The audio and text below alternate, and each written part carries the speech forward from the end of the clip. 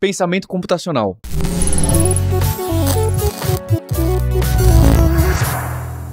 Meu nome é Paulo Silveira, eu tô aqui com a Camila Schutte. Tudo bem, Camila? Tudo ótimo. É muito bom ter você aqui, somos companheiros de faculdade. Exato. E esse assunto, não é? Aparece esse pensamento computacional, aparece bastante, porque lembra na época do Obama, que começou a ter mais forte aquilo de que todo mundo tem que escrever código, sai todo mundo programando aí, que eu achei meio exagerada a forma como foi colocar. Ótimo pra nossa profissão, dá um ânimo.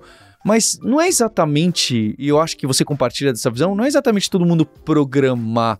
Então, o que é legal da programação, do código, que você considera, você e as pessoas que você estuda, que você considera que é bom? O que da programação outras pessoas de outras áreas podem ou devem aprender que é interessante explorar? Boa, pensamento computacional é uma competência, né? Quando a gente começa a olhar as definições, pensamento computacional é você conseguir abstrair um modelo, processar para gerar um resultado. Tem vários nomes, né? A filosofia foi atualizando esses nomes.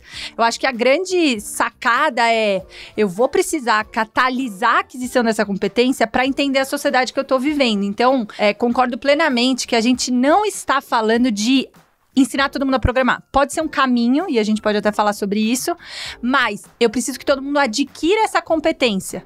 Não necessariamente eu vou conseguir fazendo isso só ensinando a pessoa a programar em Python.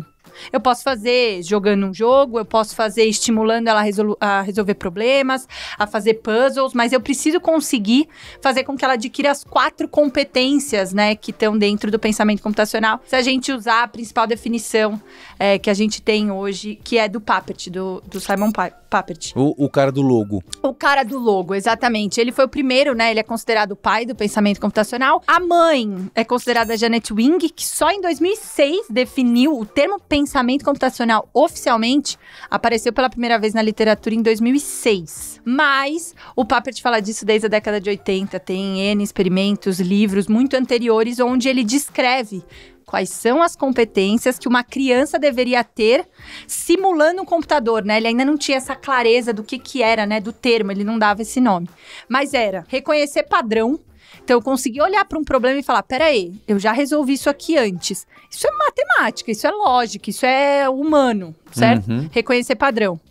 Decompor um problema. Segunda competência. Segunda competência. Como é que eu olho algo maior e consigo entender quais são os microproblemas que eu poderia dividir aquilo, que eu poderia, né, dividir aquela solução para tornar ela um pouco menos complexa.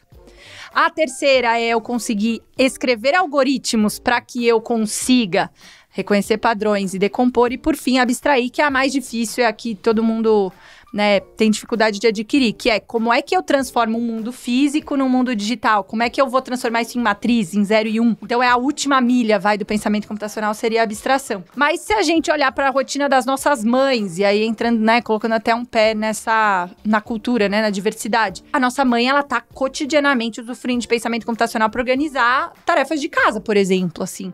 Para ela conseguir lavar roupa, para ela conseguir comer, para ela conseguir se organizar. A própria agenda dela é a agenda de todos os filhos e de todo mundo. Então, tá no nosso dia a dia. A gente tem que conseguir descolar isso e abstrair para outros tantos. E aí, de novo, tem que usar pensar. É meio recursivo, né, essa definição. Então, são essas 4 competências. Eu achei interessante, você foi me descrevendo e realmente, né, tem muito de puzzle, de videogame, as 3 primeiras em especial, não é? Tem muito de puzzle, de videogame, de reconhecer. Tem muito das maratonas de programação e Olimpíada de Informática, não é? E aí o quarto seria o programar mesmo. Eu acho que seria a última, é o resultado final, a consequência. Que às vezes pode estar em código no computador, mas isso que você falou tudo do pensamento computacional, para a gente estruturar um processo que tem dentro de uma fábrica. Perfeito. Ou dentro de, olha, você escaneia esse documento, manda para essa pessoa, departamento de vendas, faz a nota fiscal e manda, também está nesse leque. Total, por isso que na nossa percepção e no que a gente defende na Mastertech, nas Somas e em todo o conteúdo que a gente produz, programar é um meio de adquirir essas competências, mas não precisa ser só por aí. Não precisa ser só por aí. Concordo totalmente. Que é justo isso, né? A pessoa fala, todo mundo tem que programar, não é? Então eu vou colocar minha criança de 3 anos de idade programando. Exatamente.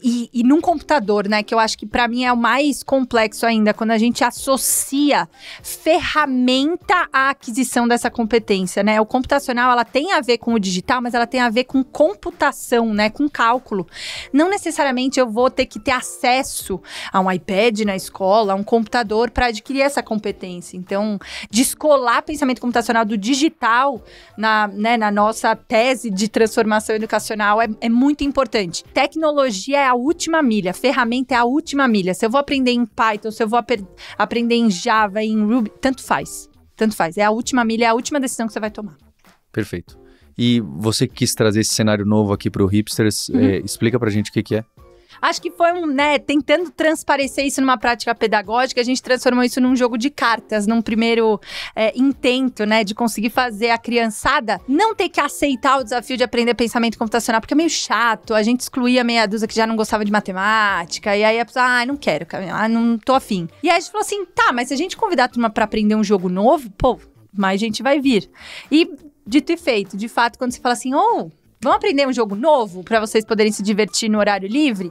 E aí, quando você vê a pessoa tá entendendo o que é condição, como é que ela pode, olhando para as cartas que ela tem na mão, desenvolver uma estratégia, decompor um problema, que é como é que eu me livro de todas essas cartas.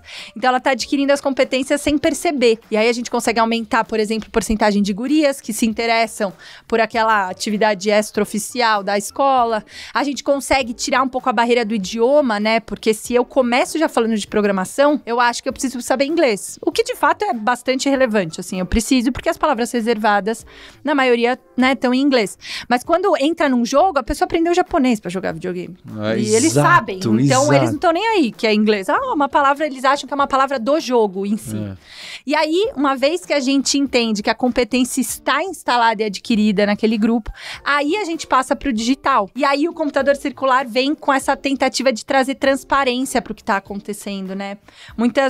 Muitos jovens, principalmente, quando eram apresentados a um dispositivo, é uma caixa preta, né? Se a gente olha o notebook, é uma caixa preta que eu não entendo muito bem o que acontece e soa meio mágico. E aí, a tentativa de fazer esse salto ser um pouco mais transparente foi, de fato, tornar o dock transparente.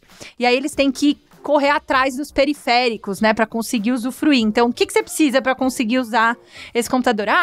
Precisa de alguma coisa para digitar coisas. É um teclado. Pô, teclado eu já vi. Para muitas crianças, inclusive, esse é o detalhe, nunca viram um teclado separado, porque a turma nascida em 2010, por exemplo, iPad, não sabe o que é periférico, mas enfim. E aí eles têm que correr atrás, então um teclado. Então vamos achar um teclado doado, vamos adaptar um teclado, um monitor, um mouse, e aí a gente constrói esse computador junto com elas para conseguir tornar um pouco menos distante da realidade deles essa aquisição de pensamento computacional. Ótimo. E o que você deixa de outras referências para as pessoas que querem explorar um pouco mais o pensamento sem necessariamente se assustar com o computador, com a programação? Porque eu gosto de dar um exemplo quando alguém me pergunta assim, Paulo, será que eu consigo aprender a programar ou eu vou gostar? Sabe o que eu falo? Eu dou de exemplo. Sabe aquela charada no grupo de família que manda no WhatsApp? Que é 2 sapatinhos mais uma bolinha igual a 3. E 2 macaquinhos mais o sapatinho igual a 4. E aí você tem quanto vale 2 bolinhas? É um sistema de equação de primeiro grau, né? Mas tá... E a pessoa que sempre odiou matemática resolve aquilo lá. Se eu falar, substituir ali bolinha por X e o outro por Y, ela trava. Falo, se você tem isso de estruturar e tentar fazer os testes para tentar quebrar aquilo, para mim já é um grande passo. É óbvio que para outros momentos da carreira, se alguém for trabalhar com ciência da computação, você vai ter que ter outros skills. Mas pro primeiro momento, pro pensamento computacional, eu acho que se você gosta de puzzle, de jogos de puzzle... Já é.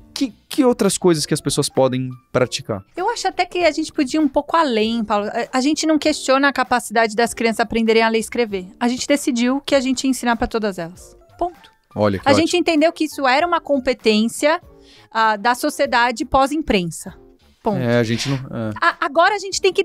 na minha cabeça, é mais uma decisão social, sabe? A gente, a partir do momento, decidiu que a gente precisa entender o que está acontecendo nessa sociedade da informação, nessa sociedade digital, a gente decidiu que a gente vai ensinar pensamento computacional para todo mundo. Vamos criar estratégia para isso. Quando você vai estudar neuroplasticidade, eu tive essa pira... é muito tenso, assim. A gente recicla o nosso cérebro para aprender a ler e escrever. Nós somos animais muito mais físicos do que mentais. Só que a gente gasta 12 anos da nossa vida ressignificando o nosso cérebro para conseguir abstrair coisas, para conseguir cursivo. É difícil segurar o lápis. É que a gente esquece do trampo que foi a gente aprender a ler e escrever. Mas a gente, enquanto sociedade, decidiu que isso era uma competência para que eu pudesse ser um cidadão ativo, uma cidadã ativa. A gente tem que decidir. Perfeito. Ponto. Então, acho que esse é um ponto. E para quem quiser aprofundar, tem um livro que eu sempre falo, que chama Algoritmos para Viver. Ele é um pouco sensacionalista, tal, eu faria diferente, mas é um bom começo, assim, principalmente para pais, mães que estão nessa ansiedade, tipo, eu não vou aprender mais, mas meu filho precisa aprender, sabe? Aquela coisa terceirizando para a próxima geração. O Algoritmos para Viver é um bom pezinho na água, tal. Então eu quero que você deixe seu comentário aqui pra falar o que você tá fazendo. Não necessariamente pra filho e pra filha, né? Porque a gente tem muitos alunos na Lura, a Camila muitos na Mastertech também, e a gente vê essa ansiedade do primo, da prima, e eu acho que realmente esses skills da computação são importantes pra outros lugares da vida. Então quero ouvir o que você tem pra dizer. Até o próximo episódio.